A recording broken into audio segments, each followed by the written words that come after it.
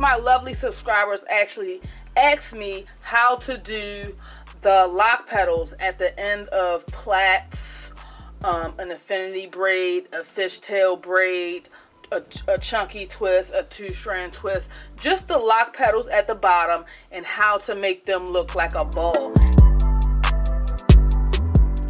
This particular lock styling technique that I'm about to show you guys, I like to call it honey bunches, okay? Because it literally looks like a little bunch of lock petals, all right? And it reminds me of just a bunch. It's just together like a bunch. So that's why I like to call it honey bunches, okay? So we're gonna go ahead and do this particular lock styling technique. I'm going to walk you guys through a couple of lock petals, okay? And you guys can go ahead and check out lock petals in the description box, how to do lock petals in the description box if you need further instruction, because I'm very detailed in that video. So what we're doing here is basically making loops, and we are holding it at the base, okay? Holding it at the base. We're going to take a rubber band and secure the base.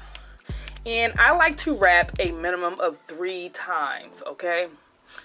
I don't do more than that. And the reason I don't do more than 3 wraps is because with lock petals, you don't want the rubber band to literally be squeezing the base of your lock. You only need it to hold securely. It doesn't have to squeeze, because often with rubber bands and I guess hair ties, they do create indentions in the lock, okay, once it's squeezed over a long period of time. So doing lock petals, definitely make sure the rubber bands at the base are not tight, just secure. That's 1, 2, and 3, just like so. And it's easy to just locate your base lock, the one that moved, and we just go ahead and tighten her up just like so. We're going to do a couple of more, okay? We're going to take a lock, we're going to go loop, okay? Very simple, while holding the base. All right, and see here, this one is short. It's okay, you just, as long as it's the same length, as long as it's the same length as the other petals, you're just fine. We're going to loop 1, 2, and 3. Locate the base lock. You just pull it just a little bit. You saw it move, and we're just going to use that, hold it, and slide it down. We're going to take, now these little stragglers, we can do these at the end. We're going to take a lock. So don't worry about those. We're going to take a lock, loop, holding the base,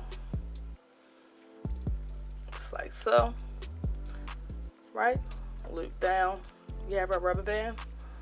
We're going to do 3 loops, 1, 2, and 3. Locate the base lock, hold it, and slide it down.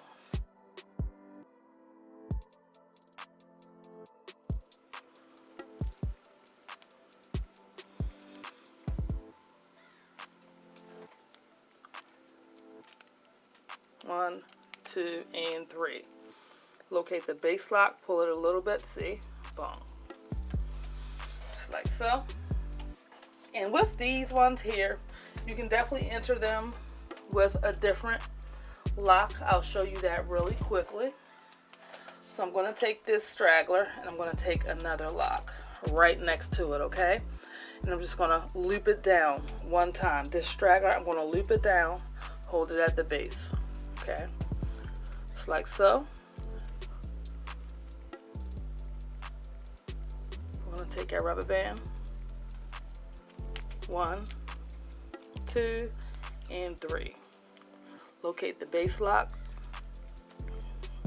We're gonna just like so. As you're doing these lock petals, it's very repetitive. We're going to be doing the same thing over and over, okay? So we're going to continue doing this until all of the locks are petaled, or should I say in lock petals. And I know that it looks crazy right now, but trust me when I say, once you complete all of these lock petals it's gonna come together, okay? And I will show you how to kind of like manipulate it and make it look like a circle, like a honey bunch. Comment honey bunches in the comments if you agree with the title of this particular lock styling technique, because there's nothing else that comes to mind when I think about it. Honey bunches is it. So yeah, we're going to continue these lock petals and trust the process. So we're going to continue to make loops, holding them at the base, okay, just like so. We're going to wrap that rubber band around the base of all the locks, and that's 3. Locate that base lock. See, it moved. We're going to hold it and then literally slide it down just like so. I'm going to go ahead and continue to finish these lock petals, and we're going to be right back with the finished look.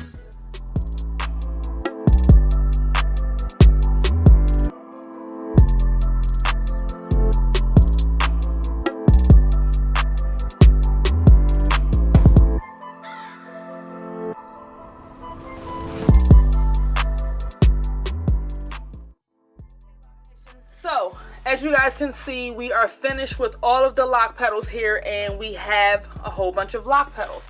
Now, the way you want to go ahead and make this seamless and just all together, I'm going to show you guys. We're going to zoom in just a little bit. Okay, I think that's good.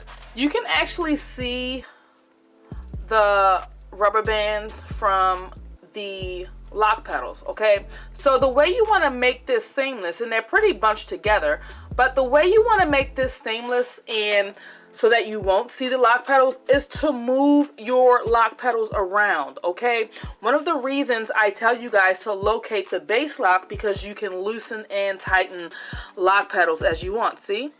Loosen it, you see the base lock, hold it and just pull it down, okay? So basically we're just going to move them around, all right? Move them around, switch them around like so, switch them around, see, move them around, play with them, switch them around until, see this one, I'm going to tighten this one up in that direction like so, and we can just move them around, okay? Just like so, bunch them together, all right? Just like that. That way you won't be able to see the rubber bands, okay? So just bunch them together with your hands and manipulate them, okay? Manipulate them just like so. And now, as you guys can see, you cannot see any of the rubber bands, okay? I'm going to zoom out for you guys. Okay. Move them around, okay? Just like so.